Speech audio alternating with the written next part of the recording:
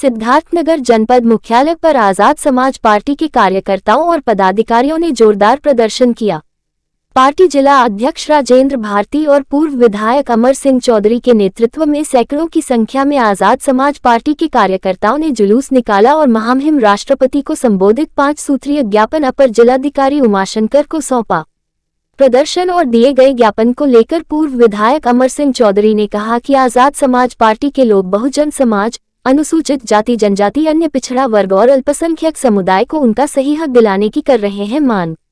अमर सिंह ने केंद्र और राज्य सरकार पर आधे अधूरे ढंग से ओबीसी और अति पिछड़ी जातियों को सरकारी नौकरियों और शिक्षण संस्थानों आरक्षण देने का आरोप लगाते हुए में 2022 के सुप्रीम कोर्ट के आरक्षण की सीमा 50% खत्म करने के आदेश के बाद अब और आरक्षण बढ़ाने की मांग की।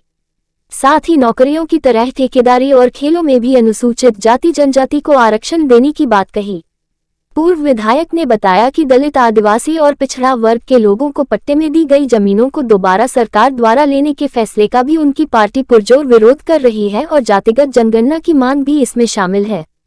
ये धरना प्रदर्शन नहीं, ये एक तरह से भारतीय लोकतांत्रिक संवैधानिक व्यवस्था के तहत कलेक्ट्रेट में हम लोग हमारे आजाद समाज पार्टी के मुखिया एडवोकेट चंद्रशेखर आजाद साहब ने आह्वान किया है कि आज उत्तर प्रदेश के समस्त जनपदों पर जिलाधिकारी के द्वारा महामहिम देश के राष्ट्रपति को 5 सूत्रीय ज्ञापन देना है। उसमें मांग है कि जातिगत जनगणना उत्तर प्रदेश सरकार से मांग है, केंद्र सरकार से भी मांग है कि कराई जाए।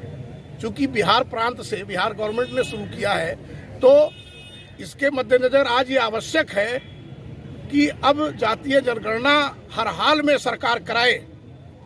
इसकी मांग हम लोग पुरजोर तरीके से शुरुआत आज किए हैं। आज तो अपने पार्टी के जिम्मेदार साथियों को बुला के ज्ञापन दिया जा रहा है।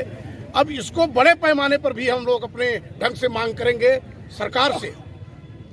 जरिए पब्लिक को भी जरूरत पड़ेगी तो आवाम के साथ में होकर के इसकी मांग करेंगे। जो आज 5 सूत्रीय है वो मैं बता दे रहा हूँ आपको। एक तो जातीय जनगणना और दूसरा है ओबीसी SC ST का आरक्षण प्रतिशत बढ़ाया जाए और ठेकेदारी प्रथा में जो कॉन्ट्रैक्टरी लाइन है, कंस्ट्रक्शन डिपार्टमेंट है, उसमें भी हमारे बैकवर्ड SC के लोगों को आरक्षण मिले। ये व्यवस्थाएं हैं लेकिन गवर्नमेंट इस पर ध्यान नहीं दे रही है। इसलिए ASP ने ये फैसला लिया है कि आवाम को लेके, पार्टी के लोगों को लेकर के और उसके बाद इस पर मांग किया जाए। तो इसके क्रम में हम लोगों ने ठेकेदारी प्रथा में भी एक रखा है। इसमें तीसरा है जो बैकलॉग भर्ती सरकार छोड़ रखी है, नजरअंदाज कर रही है। हमारे नौजवान सड़क पर पढ़ लिख करके आज रोजगार के लिए परेशान हैं, उनके लिए बैकलॉग की जो वैकेंसियां उसको भरी जाए। और न्यायपालिका में, जुडिशरी में आप तो चौथे स्तंभ है, अमूमन देखते होंगे, हम लोग भी देखते हैं कि SC OBC माइनॉरिटी, OBC तो माइनॉरिटी में भी है, अक्सरियत में है, हम लोगों को न्यायपालिका में वंचित किया गया है।